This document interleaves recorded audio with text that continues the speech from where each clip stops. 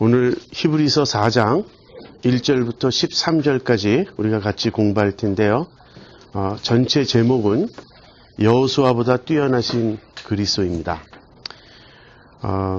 먼저 1절을 같이 보겠습니다. 그러므로 우리는 두려워할지니 그의 안식에 들어갈 약속이 남아있을지라도 너희 중에 혹 미치지 못할 자가 있을까 함이라. 오늘 우리가 공부할 그 4장 1절부터 13절은 사실 그 앞장 3장 7절에서 계속 이어지는 내용입니다. 3장 7절부터 4장 13절을 이렇게 우리가 한 덩어리로 묶어서 볼 수 있는데요. 그것은 시편 95편 7절부터 11절을 본문으로 한 강해 설교라고 말할 수 있습니다. 히브리서의 저자는 이런 식으로 강해 설교를 해요. 먼저 본문을 읽고요. 그것이 시편 95편 7절부터 11절입니다. 그 본문을 근거로 해서 그 본문에 나오는 상황과 독자들의 현 상황을 비교하고 대조해 가면서 권면도 하고 경고도 하고 그 본문의 내용을 풀어서 독자들의 상황에 관련시키고 이제 그런 식으로 강해 설교를 해가고 있습니다. 이미 앞에서 3장 12절에서 14절에서 한번 1차적인 권면이 나왔고요. 이제 4장 1절에서 또다시 권면하고 있습니다. 그 권면의 내용은 그러므로 우리는 두려워할지니 그의 안식에 들어갈 약속이 남아있을지라도 혹 너희 중에 미치지 못할 자가 있을까 함이라 하는 거예요. 시편 95편 7절부터 11절은 광야 세대를 하나님께서 염두에 두면서 그 구약의 어느 한 시점에 그 이후의 세대들에게 하시는 말씀입니다. 오늘날 너희가 그 음성을 듣거든 하나님의 음성을 듣거든 노하심을 격동할 때와 같이 광야에서 그 조상들이 하나님의 노하심을 격동할 때와 같이 너희 마음을 강팍해 하지 말라. 그러면서 그 광야 세대는 하나님의 말씀에 불순종함으로 하나님의 안식에 들어가지 못했다고 그렇게 말을 하면서 그 세대를 경고하고 있습니다. 그 말씀을 그대로 이제 이 히브리서의 저자는 다시 히브리서의 독자들에게 다시 후대의 상황인 그 독자들에게 적용하고 있는 거예요. 광야 세대의 문제는 무엇이었죠? 광야 세대는 약속을 받았어요. 무슨 약속이죠? 가나안 땅을 주시겠다는 약속을 받았어요. 그래서 그 약속을 받고 애굽에서 나왔습니다. 출애굽하고 홍해를 건너서 광야를 지나가는 중이었어요. 그 약속을 받았지만 그 약속대로 가나안 땅에 들어가지를 못했습니다. 지금 여기서 얘기하는 그 가나안 땅에 들어가지 못한 세대는 20세 이상의 그 어른들이었어요. 그때 가데스 바네아에서 12정탐꾼이 그 땅을 한 달간 40일간 정확히 탐지하고 돌아왔죠. 근데 그 보고의 내용이 우리는 도저히 그 땅을 점령할 수 없다. 그 땅 거민들은 너무 크고 강해서 우리가 도저히 이길 수 없다. 그렇게 부정적인 보고를 하는 바람에 온 백성이 듣고 하나님을 원망하고 오히려 그 지도자들을 돌로 치려 하고 그래서 하나님이 노해서 이 세대는 내가 주기로 한 그 땅에 아무도 들어올 수 없다. 단 두 사람만 예외였죠. 갈렙과 여호수아. 그리고 나머지 모든 사람은 하나님의 심판을 받았습니다. 그래서 광야에서 다 결국은 이제 쓰러질 수밖에 없었는데요. 바로 그 사실을 염두에 두고 그것을 히브리서의 독자들에게 적용하고 있는 우리도 마찬가지라는 거예요. 우리도 그의 안식에 들어갈 약속이 남아있지만 혹 들어가지 못할 수도 있다는 거예요. 그래서 두려워해야 한다는 것입니다. 이 권면은 한마디로 얘기하면 두려워하라는 거예요. 안식에 들어가는 약속이 있어도 믿음이 뒤따르지 않으면 아무 소용이 없기 때문에 두려워하면서 안식에 들어가기를 힘써야 한다는 그런 말씀입니다. 여러분, 이 두려움은 하나님의 약속을 의심해서 하는 두려움이 아니고요. 오히려 그 약속을 믿고 추구하기 때문에 드러나는 모습입니다. 바울도 빌립보서 2장 12절에서 같은 말을 하죠. 너희가 항상 복종하여 두렵고 떨림으로 너희 구원을 이루라. 제가 여기서 이제 구원에 대한 현대 교인들의 오해를 이미 여러 번 제가 이 강의 때 말씀을 드렸지만 다시 한번 조금 설명을 해야겠습니다. 여러분, 우리는 신앙생활 하면서 두려워해야 된다는 사실을 종종 잊고 있어요. 여러분, 그렇지 않습니까? 여러분, 혹시 두려워하는 마음으로 신앙생활 하고 계십니까? 우리는 거의 두려워하지 않아요. 왜 두려워하지 않죠? 우리가 구원의 확신이 있기 때문에 그렇습니다. 그런데 구원의 확신이 있다면 두려워하지 않는 것일까요? 그렇다면 히브리서의 저자는 왜 두려워할지니 그렇게 말하고 있고, 바울은 두렵고 떨림으로 너희 구원을 이루라 그렇게 말하는 것일까요? 여기 구원에 대한 오해가 있기 때문에 그래요. 우리가 배운 구원의 교리, 많은 사람이 그렇게 배웠는데 잘못 배운 구원의 교리는 무엇인가 하면, 한 번 구원받은 자는 영원히 구원을 잃지 않는다는 그 가르침이에요. 근데 결론부터 말씀드린다면 저는 그 가르침이 옳다고 생각합니다. 한 번 구원받은 자는 영원히 구원을 잃어버리지 않아요. 구원을 잃어버릴 수도 있다고 가르치는 그런 신학도 있습니다.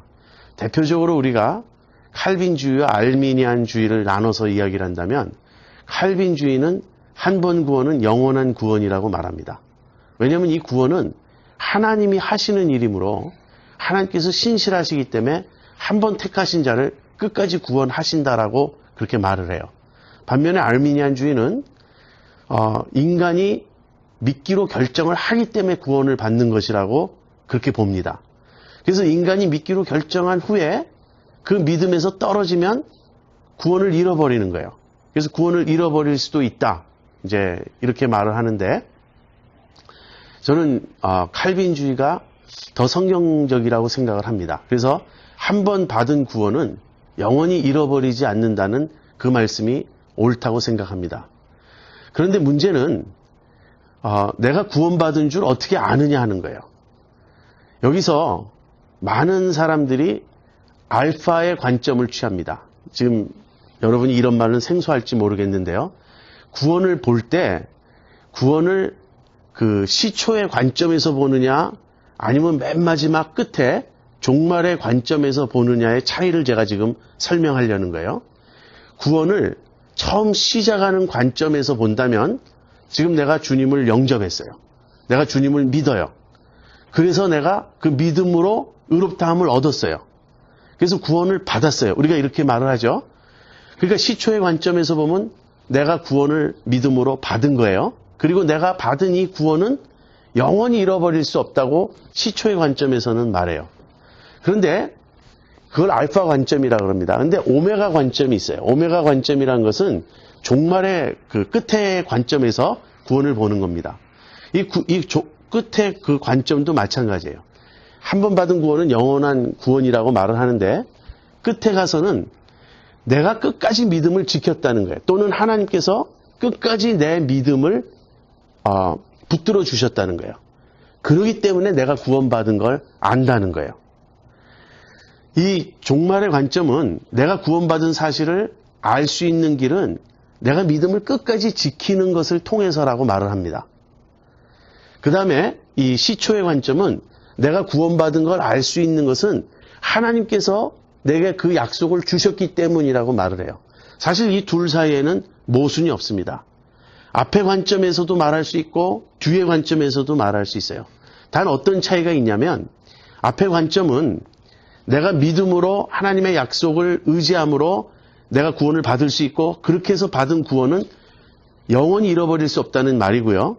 이 뒤의 관점은 무엇이냐면, 바로 영원히 잃어버릴 수 없는 그런 영원한 구원을 얻은 자라면 믿음을 끝까지 지키게 되어 있다라는 거예요.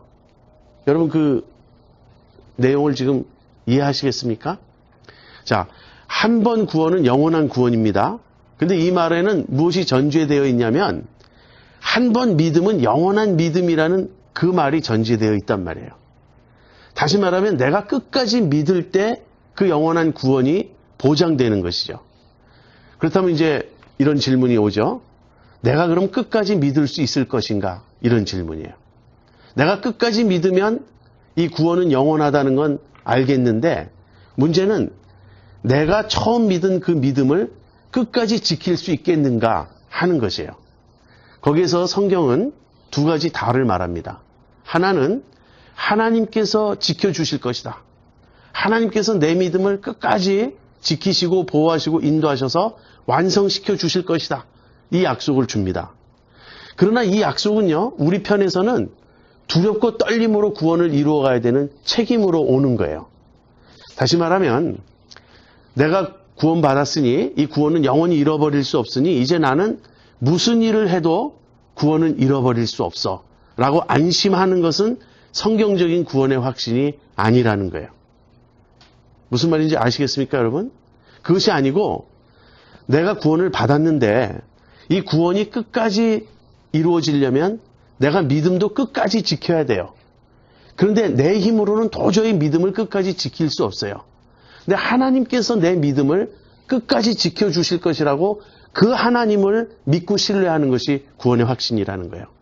그럴 때 그 하나님을 믿고 신뢰한다면 내가 믿음을 잃어버리면 어떡하나 하고 막 불안해하고 막 초조해하고 그런다는 뜻은 아니지만 내가 경성하고 죄의 유혹으로부터 강팍해 됨을 면해야 한다는 그런 각성 속에서 이 구원에 대해서 이 크고 엄청난 구원에 대해서 항상 두려워하는 마음으로 내가 믿음에 떨어지지 않으려고 깨어 있어야 한다는 것이에요. 오늘날 우리가 주변에서 보는 믿음은 또는 구원의 확신은 이렇지가 않다는 거예요. 많은 사람들이 내가 한 번 받은 구원은 영원히 잃어버릴 수 없다고 믿으면서 그러면서 어떻게 합니까? 죄를 아주 쉽게 지어요. 무슨 큰 죄만 문제가 되는 것이 아닙니다. 제가 이런 이야기를 들었습니다. 어떤 목사님이 어떤 분과 상담을 하셨어요. 근데 그분이 장로님이세요. 근데 그분이 첩이 있어요. 다시 말하면 두 집 살림을 몰래 하고 있는 거예요. 그런데 이 장로님이 무척 괴로워하죠. 양심에 좀 부대끼죠. 그래서 정말 죄송합니다, 목사님. 제가 참 나쁜 놈입니다. 그래서 저는 주님 앞에 가서 받을 상금이 없다는 거 제가 압니다. 그러나 내가 구원받았다는 것은 내가 확신합니다. 그건 내가 흔들리지 않습니다. 여러분 이렇게 말하면 여러분 뭐라고 대답하시겠어요? 사실 이런 분들에게 많은 분들이 구원은 잃어버릴 수 없지만 상급이 문제다. 이런 식으로 접근합니다. 이건 굉장히 잘못된 거예요. 그 사람은 구원받은 것이 아닙니다. 회개하지 않는 한. 분명히 말해줘야 돼요. 당신 구원받은 것이 아니라고. 어떻게 합니까? 그거는 믿음의 사람이 아니에요. 여러분 야고보의 그 경고를 아주 엄중하게 들어야 됩니다. 지적으로 동의했다고 믿는 것 아니에요. 믿음에는 반드시 행함이 있어야 되고 그 믿음은 살아있는 믿음이어야 합니다. 그래서 자꾸 믿음을 점검하라는 거예요. 고린도후서 13장 5절에 너희가 믿음 안에 있는가 너희 자신을 점검하고 스스로 점검하고 확증하라고. 그렇지 않으면 너희가 버리운 자라고. 그래서 지금 히브리서의 저자가 말하는 것을 오늘날 구원의 확신을 배운 사람들은 전부 바이패스합니다. 이걸 전혀 걱정하지 않아요. 그러므로 우리는 두려워할지니 그의 안식에 들어갈 약속이 남아있을지라도 너희 중에 혹 미치지 못할 자가 있을까 함이라. 분명히 경고하고 있죠. 그런데도 이것은 우리에겐 해당이 되지 않는다라고 생각해요. 이제 6장에 가면 정말 어려운 경고가 나옵니다. 그때 제가 좀 더 자세히 설명하겠습니다. 여기서 두려워하라는 거예요. 두려워하면서 내가 미치지 못하면 어떡하나. 그러한 두려움은 무엇을 가져오죠? 내가 끝까지 믿음 안에 머물고자 합니다.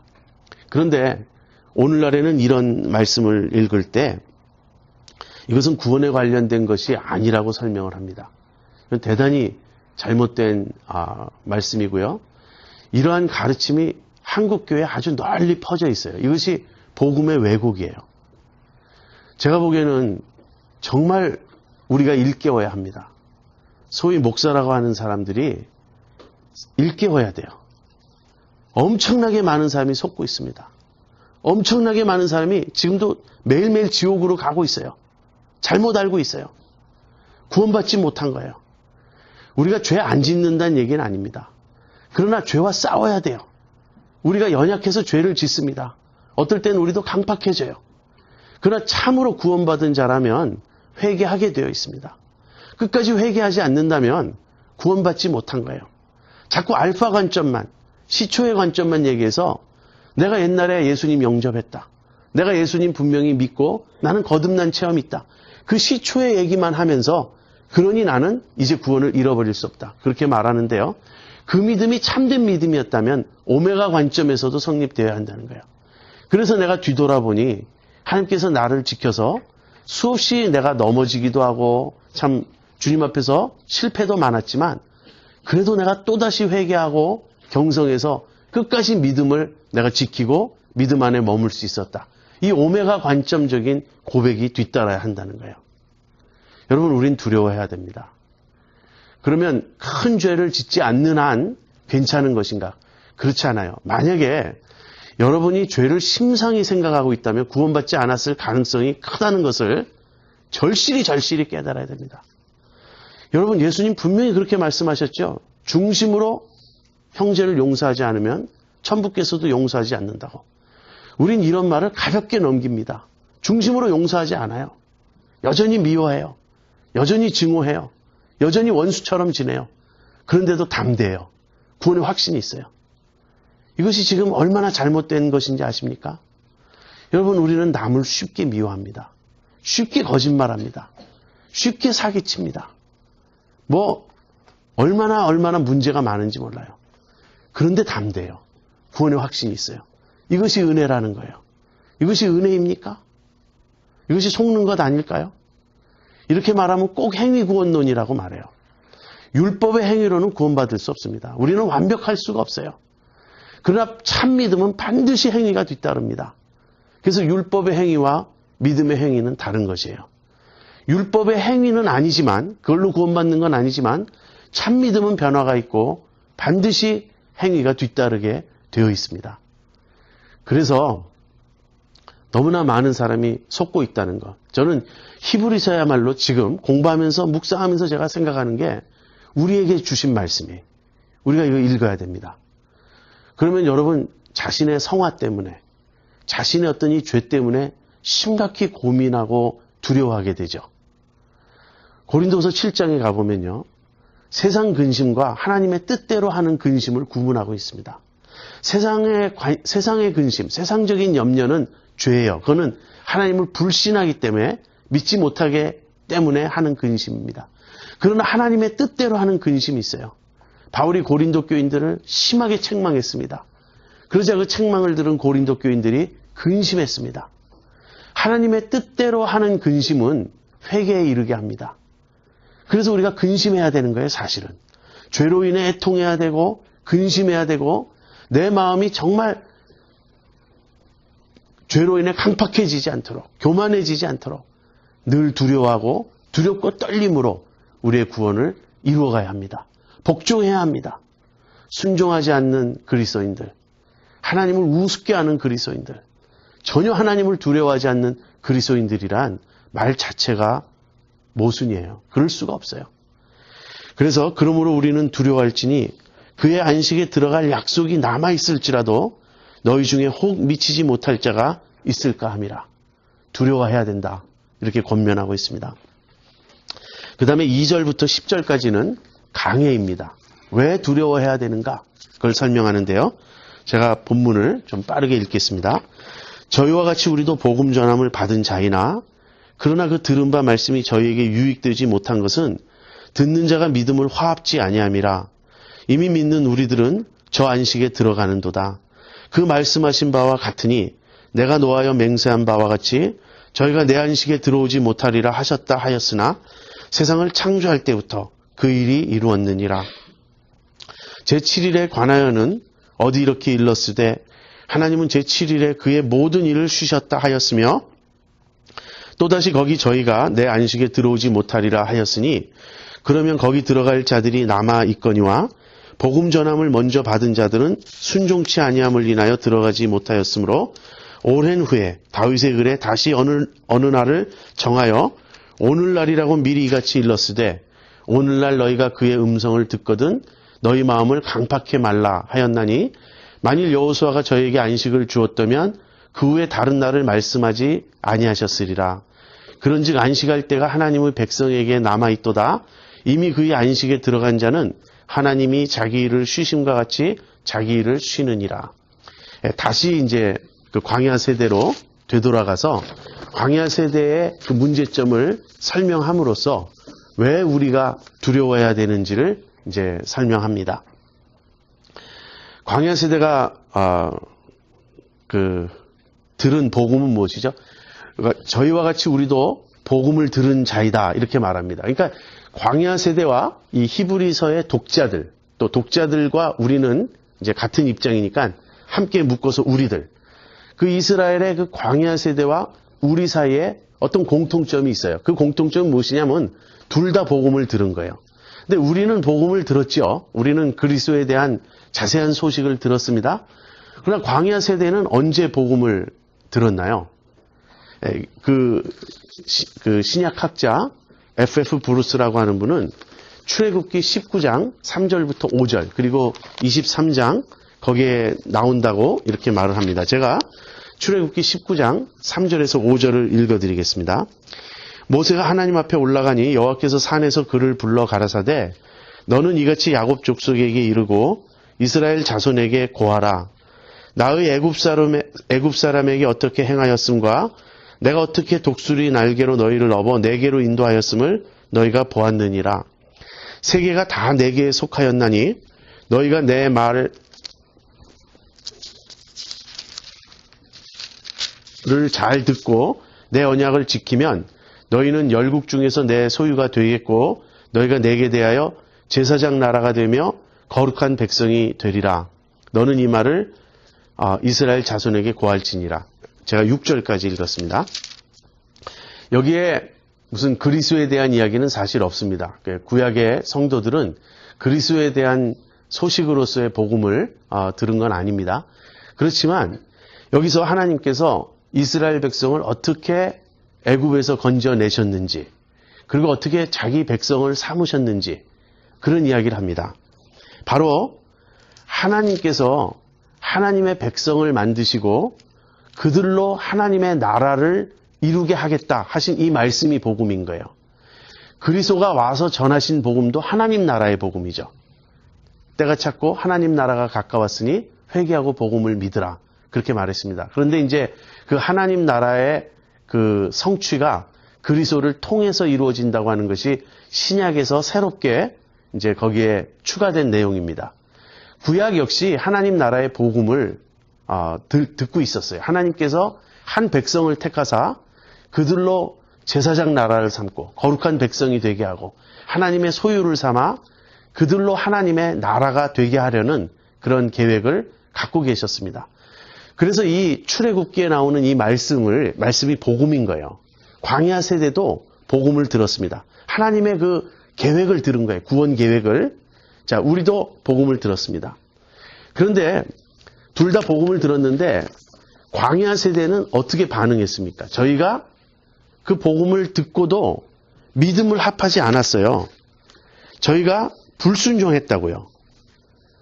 그래서 2절 보세요. 저희와 같이 우리도 복음 전함을 받은 자이나 그러나 그 들은 바 말씀이 저에게 유익되지 못한 것은 듣는 자가 믿음을 화합지 아니함이라. 그 사람들이 들었는데 믿음을 화합지 않았습니다. 광야 세대의 모습이 보여주는 것은 바로 그러한 하나님을 시험하고 원망하고 불신했던 그러한 모습이었다는 거예요. 그래서 저희가 안식에 들어갈 수 없었던 것입니다. 그렇지만 우리는 복음을 듣고 믿었습니다. 우리는 믿었기 때문에 안식에 들어간다고 저자는 지금 그렇게 말합니다. 자, 그런데 여기서 이제 아주 교묘하게 아주 서틀리 그 히브리서의 저자의 논증이 어떤 이런 쉬프트를 가져옵니다. 무슨 이야기냐면 지금까지는 모세와 그리스도를 비교한 그 이야기의 연속이에요. 그죠? 모세가 이스라엘 백성을 이끌고 출애굽하여 광야를 지나가던 때의 이야기입니다. 그런데 모세가 죽고 모세와 함께 출애굽했던 그 20세 이상의 광야 세대는 다 광야에서 죽었어요. 그렇지만 모세의 뒤를 이어서 여호수아가 이스라엘 백성을 이끌고 가나안으로 들어가지 않았습니까? 지금 히브리서의 저자는 모세 시대의 광야 세대 이야기를 하면서 그럼으로써 그 광야 세대가 다 광야에서 죽고 모세는 끝내 그들을 가나안 땅으로 인도하여 드릴 수 없었어요. 그런 의미에서 그리스도는 모세보다 우월하십니다. 그런데 그뿐 아니라는 거예요. 실상은 그 이후 모세의 후계자인 여호수아가 광야 세대를 이끌고 가나안 땅에 들어갔는데 사실은 그것까지 포함해서 전부 그리스도보다 열등하다고 말하고 있는 것입니다. 그 두 가지 내용이 여기 포함되어 있는 거예요. 섞여 있는 거예요. 그래서 제가 이것을 우리가 좀 주의 깊게 봐야 된다고 말씀드리는 겁니다. 광야 세대는 불신으로 들어가지 못했어요. 그 광야에 다 쓰러졌습니다. 그러나 믿는 우리는 들어갑니다. 그런데 그렇다면은 여호수아를 쫓아서 가나안 땅에 들어간 사람들은 어떻게 되느냐 하는 거예요.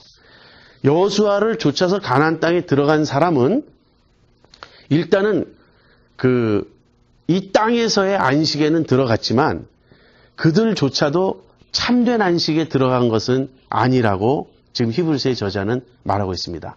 그 이유가 하나님께서 오늘날이라고 어느 때 다시 말해요.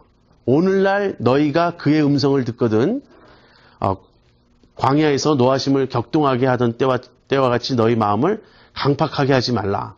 그러면서 하나님께서 저희가 내 안식에 들어올 수 없다고 하신 말씀을 지금 인용하고 있어요. 여기서 핵심 단어는 두 가지입니다.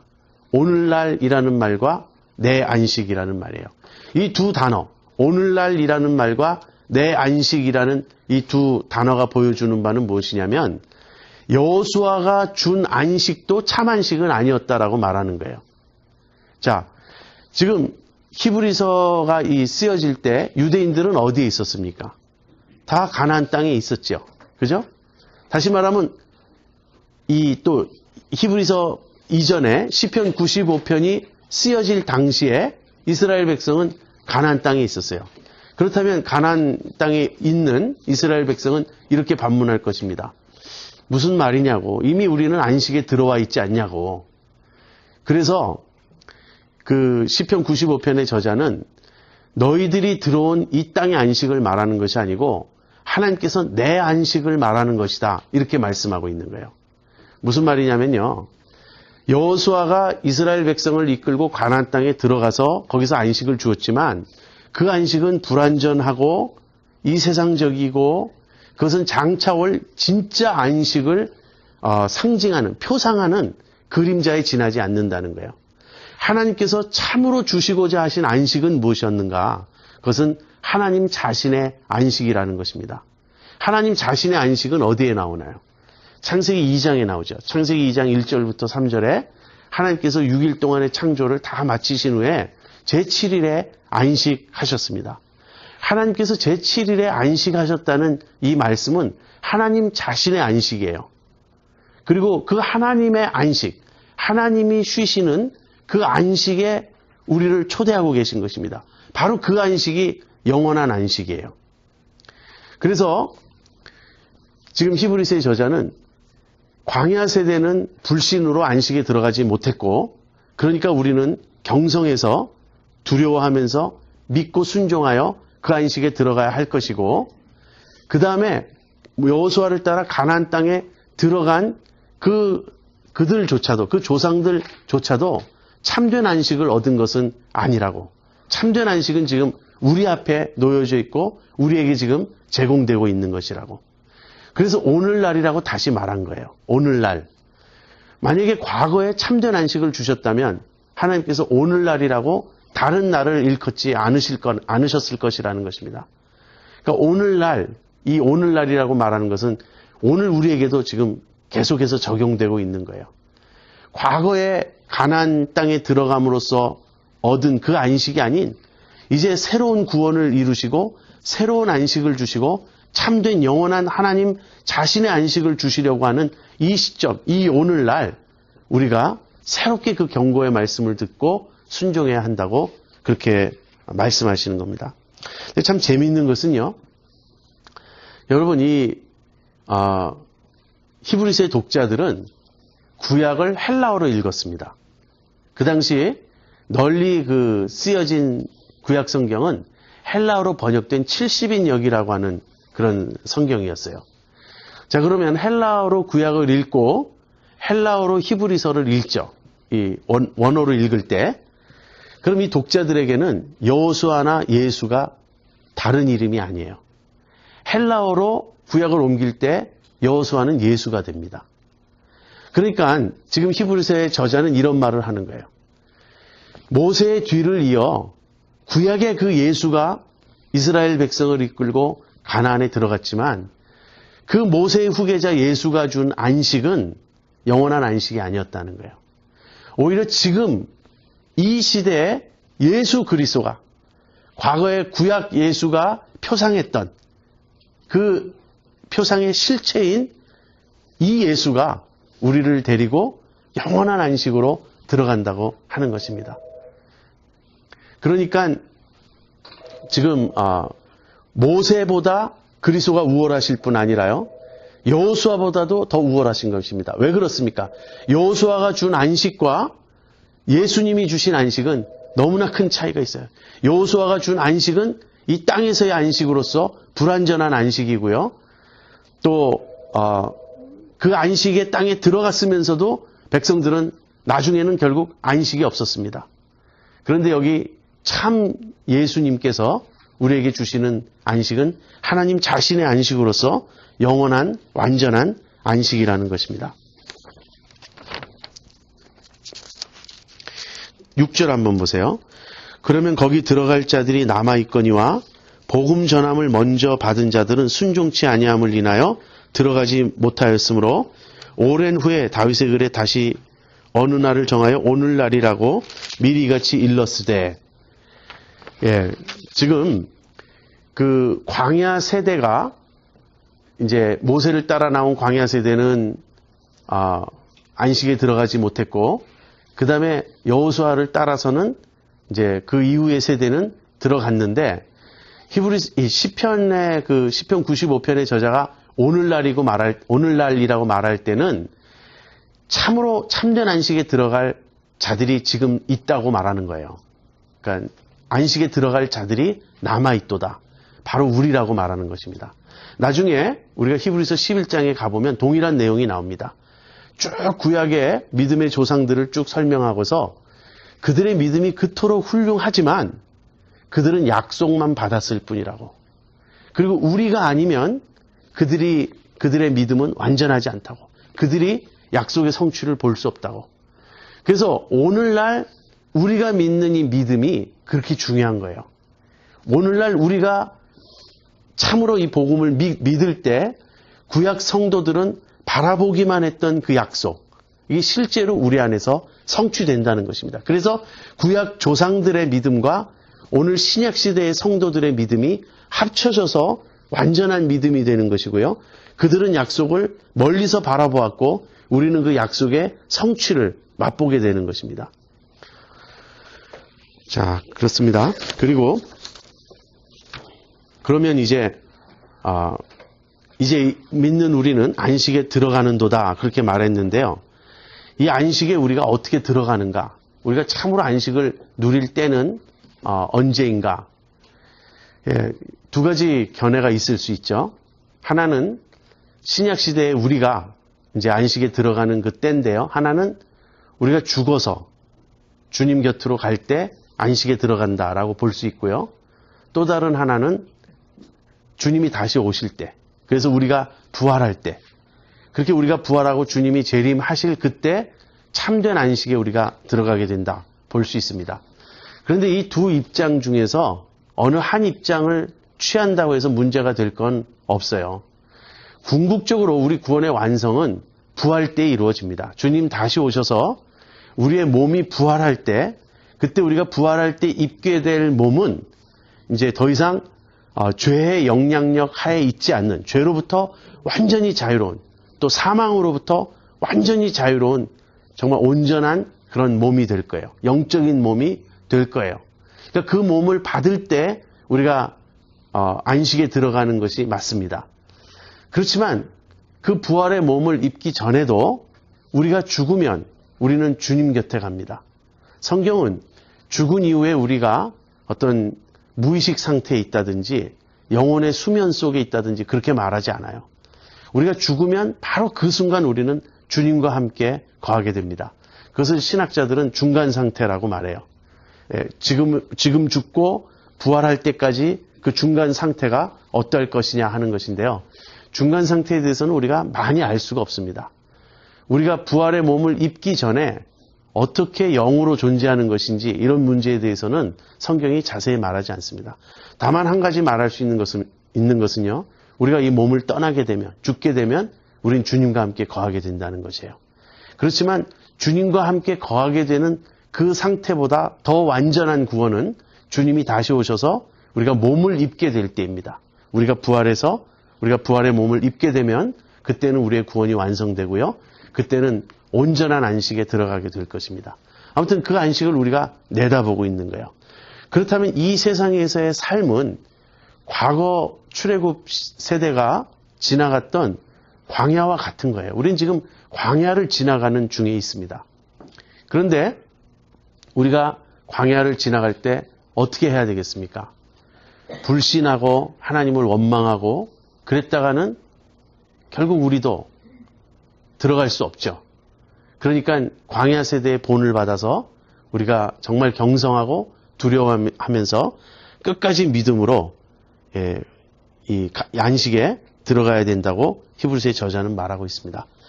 자, 마지막으로 11절부터 13절입니다. 그러므로 우리가 저 안식에 들어가기를 힘쓸지니 이는 누구든지 저 순종치 아니하는 본에 빠지지 않게 하려 함이라.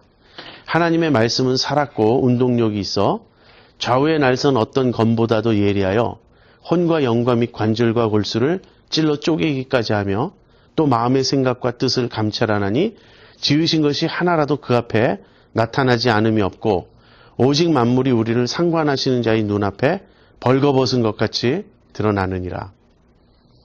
11절에 다시 권면이 나오죠. 그러므로 우리가 저 안식에 들어가기를 힘쓸지니 이는 누구든지 저 순종치 아니하는 본에 빠지지 않게 하려 함이라. 앞에 1절의 권면과 같은 내용입니다. 1절에서는 그러므로 우리는 두려워할지니 그의 안식에 들어갈 약속이 남아있을지라도 너희 중에 혹 미치지 못할 자가 있을까 함이라.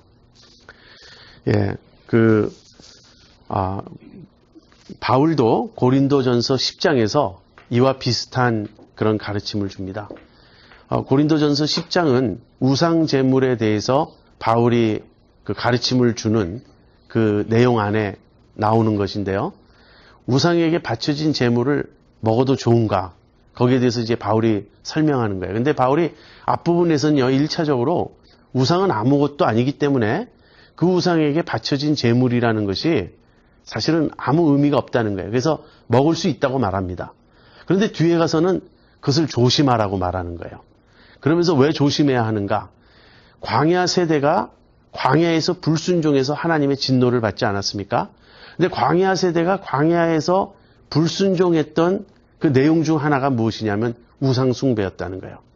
여기서 지금 바울이 그 염두에 두고 있는 우상 숭배는 출애굽한 이후에 시내산에 도착해서 모세가 언약과 그 율법을 받기 위해 시내산에 올라갔을 때 밑에서 아론을 중심으로 금송아지를 만들고 뛰어놀았던 그 사건을 지금 바울이 염두에 두고 말하고 있는 것입니다.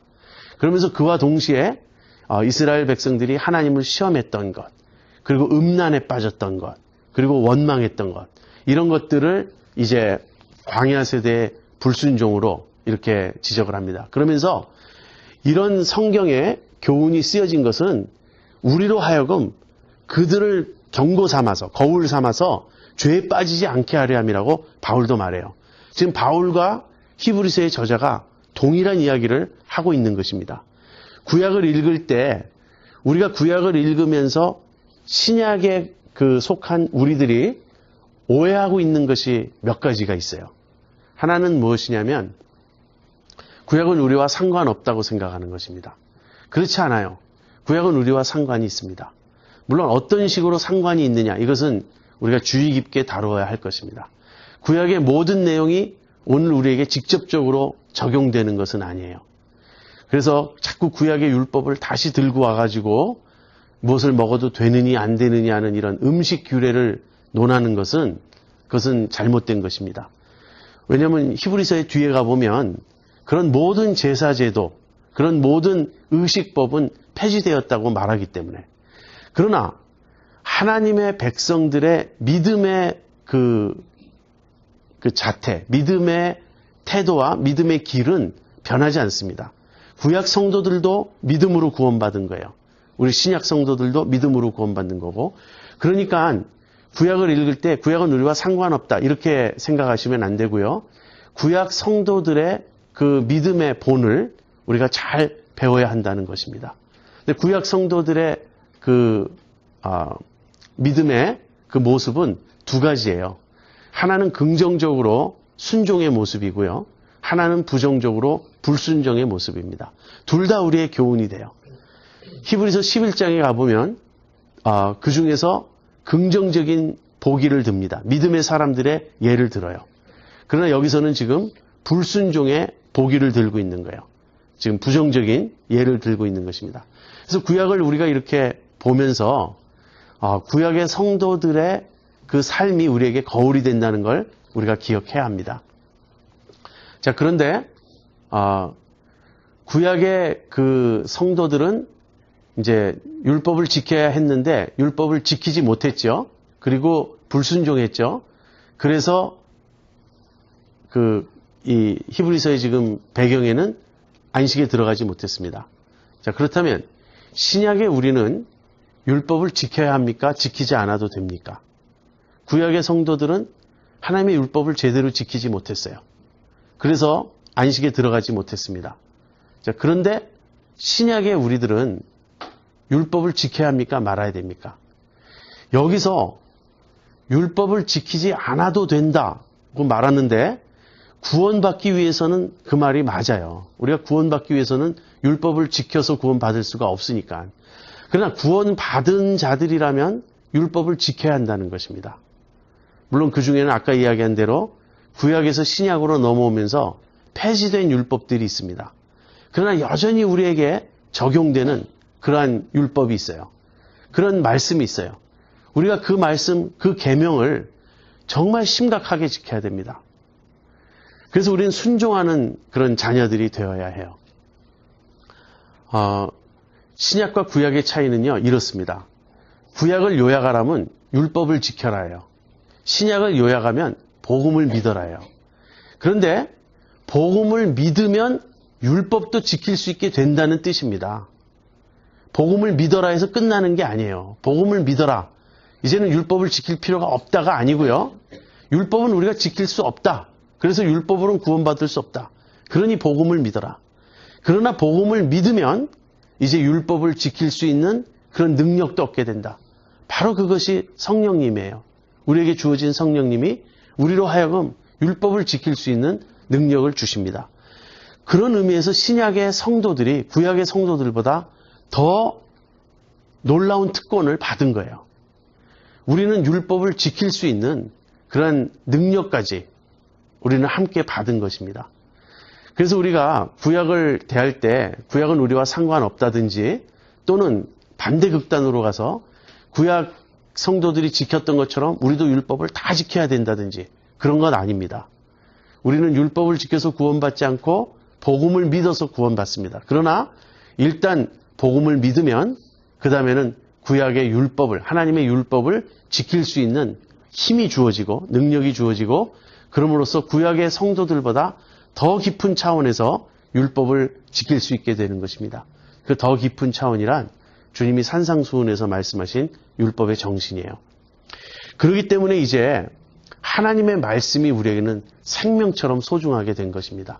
그것이 12절, 13절의 이야기예요. 우리가 광야 세대를 본받아서 우리가 믿음의 생활을 할 때 우리가 믿음을 끝까지 지킴으로 하나님의 안식에 들어가려면 어떻게 해야 하는가? 대답은 하나님의 말씀을 붙들고 살아야 한다는 것입니다. 그래서 하나님의 말씀은 어떤 것인가? 하나님의 말씀은 살았고 운동력이 있어. 여기서 살았고라는 말은요, 이 말씀을 하신 하나님이 살아계시다는 뜻이에요. 하나님이 살아계시기 때문에 이 말씀은 옛날 옛적의 말씀이 아니고요, 지금도 살아있는, 지금도 하나님께서 우리에게 주고 계신 그런 말씀이라는 것입니다.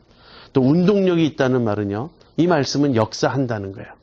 이 말씀은 반드시 하나님의 뜻을 이루신다는 것입니다. 그렇다면 말씀은 우리에게 어떤 작용을 하나요?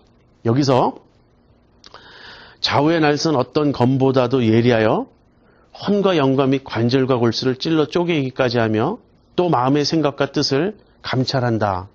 그리고 만물이 우리를 상관하시는 자의 눈앞에 벌거벗은 것 같이 드러난다. 이런 말씀이 나오는데요. 이것은 우리의 실상을 보여준다는 뜻입니다. 여러분, 우리가 죄를 짓고 이제 이렇게 우리가 죄에 빠질 때 문제점은 무엇이냐면요, 죄에 속는 것이에요. 죄는 대단히 기만적입니다. 우리가 우리 양심을 보면 알 수 있죠. 우리가 죄를 한 번 지으면, 양심을 한 번 거슬리면 어떻게 되나요? 양심이 예리하게 반응하죠. 그래서 막 괴로워합니다. 근데 2번 같은 죄를 지어보세요. 3번 지어보세요. 그럼 어떻게 됩니까? 무뎌지죠, 양심이. 나중에는 죄를 죄로 느끼지 않아요. 지금 우리가 그런 점이 굉장히 많습니다. 우리가 죄를 죄로 느끼지 않고 죄에 속아서 우리의 죄를 우리가 모르게 된 것이에요. 이것이 죄의 기만성입니다. 그런데 우리의 어떤 그런 불신, 불순종, 강팍해진 마음, 어떤 그런 죄에 빠져 있는 이 상태에서 우리를 벗어나게 해주시는 것이 하나님의 말씀이에요. 하나님의 말씀이 어떻게 그 일을 하나요? 우리의 의식과 무의식의 깊은 세계를 하나님 말씀이 그것을 끄집어낸다는 거예요. 여기 혼과 영과 관절과 골수와 이런 말들이 나오는 것은 인간론을 말하는 것이 아니에요. 인간이 이런 것으로 구성되어 있다는 뜻이 아닙니다. 그런 뜻이 아니고요. 인간의 모든 부분, 우리의 내면의 모든 그 부분을, 우리의 속의 모든 영역을 하나님의 말씀은 다 파고들어서 끄집어낼 수 있고 드러낼 수 있다는 그런 뜻입니다. 그래서 하나님의 말씀을 읽을 때 죽은 양심이 살아납니다. 하나님의 말씀을 읽을 때 우리가 미처 깨닫지 못했던 많은 우리의 허물과 죄들이 드러납니다. 둘 중에 하나예요. 그 말씀의 빛을 받아들여서 우리가 회개하고 끝까지 말씀에 순종함으로 믿음의 길을 갈 것인지, 아니면 말씀의 빛이 비추어도 계속 거부하고 귀를 막고 불순종하며 살 것인지. 재밌는 것은요, 우리가 말씀을 거부하면 거부할수록 말씀의 빛이 어두워집니다. 우리가 더 이상 말씀을 모르게 돼요. 이것이 굉장히 위험한 거예요. 아까 제가 얘기한 이 거짓 복음, 아주 가짜 복음, 왜곡된 복음, 그러니까 은혜가 값싼 은혜가 돼버리고요, 하나님 앞에서 우리가 정말 태연히 죄에 빠진 삶을 살면서도 전혀 두려워하지 않는 이러한 반율법주의적인 그러한 신앙 속에 우리가 살아가다 보면요, 도대체 회개할 것이 별로 없어요. 왜냐하면 남을 미워하고 거짓말하고 교만을 떨고 하는 것들은 죄로 여겨지지도 않아요. 자기가 그렇다는 사실조차 몰라요. 그런 것을 우리가 이렇게 누가 지적을 해주면요, 그것은 성격의 문제라 그래요. 그것은 나의 기질이 그렇다 그래요. 하나도 잘못이 아닌 거예요. 그래서 요즘에는 죄에 대한 회개가 아니라 상담받고 치료받아야 될 문제일 뿐이에요. 내가 굉장히 이렇게 성격이 급하고 혈기가 많고 그러면 그건 죄예요. 그건 회개해야 될 문제예요. 그러나 그것은 내 기질의 문제고, 뭐 내가 어렸을 때부터 받았던 어떤 상처 때문이고, 뭐 이런 식으로 갑니다. 그런 점이 없지 않아 있죠. 우리가 받은 상처가 있고 회복되고 극복되어야 될 점들이 있습니다. 그러나 전부 그런 게 아니에요. 많은 경우는 죄예요. 그래서 자꾸 하나님의 말씀을 거부하고 어둠 가운데 행하게 되면요, 그럼 이제 어떻게 됩니까? 우리가 모르게 되죠. 그런데 내가 몰랐던 나의 실상을 우리가 보게 될 날이 있습니다. 심판 때예요. 심판 때 하나님의 말씀이 다시 다 우리의 실상을 드러낼 것입니다. 그러니까 둘 중에 하나예요. 오늘 여기서 살면서 그 거룩한 말씀의 빛을 받고 내가 죄를 회개하고 내 실상을 아프지만 하나님 앞에서 받아들이고 애통해하면서 거룩함의 길로 갈 것인가?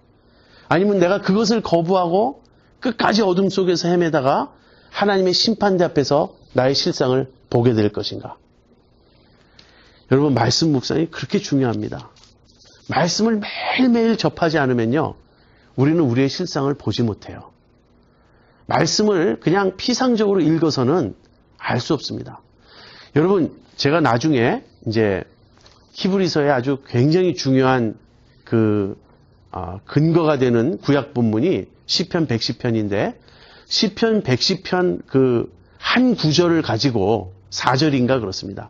그 한 구절을 가지고 히브리서의 저자가 어떻게 새 언약과 모든 그리스도의 새로운 대제사장적 그 사역을 설명하는지 뒤에 가서 우리가 살펴볼 것입니다. 그런데 여기서도 마찬가지예요. 시편 95편 7절부터 11절 그 본문을 읽었어요. 오늘날 너희가 그의 음성을 듣거든 노하심을 격동할 때와 같이 광야에서 노하심을 격동할 때와 같이 너희 마음을 강팍해 하지 말라. 그래서 하나님께서 맹세하여 가라사대 저희가 결코 나의 안식에 들어오지 못하리라. 자, 그렇게 말씀하신 본문을 대했어요. 여러분 시편 95편 언젠가 다 읽으셨을 겁니다. 근데 시편 95편 읽으면서 그 말씀을 깊이 있게 한번 묵상하고 파고 들어가 보셨습니까? 저는 이 히브리서를 공부하면서 나는 무엇이 있는지 기억조차도 못하죠. 사실 스쳐 지나갔던 말씀인데 히브리서의 저자는 그 시편 95편 7절부터 11절을 붙잡고 이 모든 걸 끄집어낸 거예요. 거기서 오늘날이라고 말하고 있다. 다시 말하면 이 오늘날이라는 말은 광야 세대로 끝난 문제가 아니라는 거예요. 비록 광야 세대 중에 일부는 불순종함으로 못 들어가고 일부는 여호수아를 쫓아 가나안 땅에 들어갔다 하지만 그 여호수아가 준 것이 참된 안식이 아니었다는 거예요. 오늘날에도 안식에 들어가야 될 자들이 있다는 것입니다. 그래서 그 오늘날이라는 단어 하나를 가지고 이 광야 세대로부터 오늘 우리 시대로 연결을 해요. 그 다음에 하나님이 맹세하여 저희가 내 안식에 들어오지 못하리라 이렇게 말씀하심으로써 여호수아가 주었다고 하는 가나안 안식은 참된 안식이 아니라고 밝혀냅니다. 놀랍지 않습니까? 그 두 단어를 묵상하면서 오늘날과 내 안식이라는 이 두 단어 속에서 지금 구약으로서는 완전하지 않고 하나님의 안식에 들어갈 새로운 백성이 지금 있다고 말하고 지금 우리가 들어가야 될 안식은 가나안 땅이 아니고 하늘이라고 하나님 자신의 안식에 우리가 들어가야 된다고 이렇게 말씀 묵상이 중요합니다. 여러분 말씀 묵상 어떻게 하시나요? 깊이 하시나요? 기도하면서 하셔야 됩니다. 그 큐티 세미나를 저도 과거에 좀 인도도 해보고 그랬는데요. 큐티 할 때 제일 중요한 것은 경험도 아니고요. 큐티를 내가 얼마나 많이 했는지 아는 그런 나의 경력도 아니고 말씀에 대한 내 지식도 아닙니다. 큐티 할 때 제일 중요한 것은요. 자세예요. 어떤 자세로 큐티를 하느냐가 제일 중요합니다. 성경을 거의 몰라서 성경을 처음 대해서 큐티가 너무너무 어려운 사람들이 있어요. 그런 사람이라 할지라도 하나님의 음성을 듣고 싶다. 하나님이 지금 나에게 무엇을 말씀하실까를 귀 기울이고자 한다면 반드시 하나님의 음성을 들을 수 있습니다. 그러나 성경에 통달해서 본문을 장절만 들어도 거기에 무슨 내용이 있는지 줄줄이 꿰을 수 있는 사람이라 할지라도 그저 하나님 말씀을 듣고자 하는 어떤 그런 바른 자세 없이 대강 말씀을 읽고요. 머리로만 그 말씀을 분석하다 보면 전혀 하나님의 음성을 들을 수 없습니다. 사실 우리의 구원은 진행형이에요. 우리의 구원은 완성된 것이 아니에요. 한 번 구원은이라고 말할 때는 구원의 시작일 뿐입니다. 그 구원의 시작은 끝까지 가야 됩니다. 근데 끝까지 가는데 하나님 사이드에서 말씀한다면 구원은 잃어버릴 수 없고 하나님께서 그 구원을 책임져 주시고 이끌어 가십니다. 그러나 우리 사이드에서 말한다면 우리 역시 끝까지 믿음에서 떨어지지 않도록 우리의 믿음을 두렵고 떨림으로 지켜가고 믿음의 성장해 가야 되고 끝까지 믿음의 길에 충성을 다해 가야 된다는 거예요. 어떻게 그 일을 할 수 있나? 매일매일 말씀을 붙잡고 살아야 됩니다. 하나님의 말씀이 정말 살았고 운동력이 있다. 그래서 내 심령 상태를 막 드러내고 때때로는 나에게 아픈 책망도 주시고 때때로는 나에게 황홀한 어떤 확신도 주시고 이런 말씀을 체험하며 살아가지 않는다면 한 번도 그렇게 살아본 적이 없다면 내가 믿음으로 사는지 정말 되돌아봐야 돼요. 믿음으로 산다와 말씀으로 산다는 다른 말이 아니에요. 같은 말이에요. 매일매일 말씀을 붙잡고 주님이 우리를 이끄시는 대로 쫓아가야 됩니다. 그래서요, 구원받은 자는요, 반드시 성화돼야 돼요. 반드시 변화돼야 돼요. 이것은 그냥 도덕적으로 산다는 말도 아니고 이것은 그냥 내가 선행을 좀 한다든지 양심적으로 산다든지 비교적 정직하다든지 하는 그런 차원의 문제가 아닙니다. 여기서 반드시 성화된다는 것은 자기의 실상을 깨달아야 된다는 거예요. 하나님의 말씀을 통해서 정말 실상을 깨달아야 됩니다. 여러분, 죄에 대한 애통함이 있으신가요? 어떤 두려움이 있으신가요? 이것은 막 겁에 질려가지고 불안해하는 그것이 아니라 경성하는 것, 각성하는 것, 하나님을 경외하는 것, 그런 태도입니다. 저 역시 목사이지만 너무나 영적으로 게을러요. 너무나 안일에 빠져 있어요. 제가 요즘에 주님 앞에 기도하는 것은 두 가지입니다. 교회에 부흥과 고난이 있어야 된다고 기도해요. 부흥이 있어야 됩니다. 성령께서 정말 강력하게 우리 가운데 역사하셔야 돼요. 우리들이 무슨 프로그램으로 무슨 교회의 어떤 목표를 세우고 계획을 세워서 이루어지지 않습니다. 우리들이 하는 모든 노력은 필요는 한 것이지만 그것으로 되지 않아요. 부흥이 와야 된다고 저는 간절히 생각합니다. 그러나 동시에 고난이 와야 됩니다. 여러분, 얼마나 우리가 연단받아야 되는지 아세요? 우리들이 얼마나 마음이 살찌고 부하고 교만해졌는지 아세요? 우리들이 얼마나 안락과 안일에 빠져 있는지 아세요? 누가 우리를 일깨워야 됩니다. 정말 정신을 바짝 차려야 됩니다. 저는 고난이 와야 된다고 생각해요. 어떻게 고난이 오는지는 전 잘 모르겠어요. 그래서 좀 가짜들은 깨달아야 됩니다. 내가 구원받지 않았다는 그 사실을 불현듯 깨닫고 정말 하나님 앞에서 통에 자복해야 됩니다. 그리고 진짜들은 더욱더 또 통에 자복해야 되겠죠. 그런 시대가 와야 됩니다. 우리들이 뭐 축하하고 기뻐하고 무슨 몇 주년 뭐 그런 거 할 때가 전혀 아니에요. 하나님의 이름이, 바울이 그러죠. 로마서 2장에서 유대인들에게 유대인이라 칭하는 내가 율법을 범하고 있다고. 그러면서 너희로 인하여 하나님의 이름이 이방인 중에서 모욕을 받는도다. 지금 정확히 그런 현상이 우리 때문에 일어나고 있지 않나요?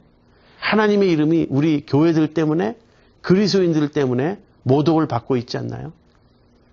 복음을 되찾아야 되겠어요.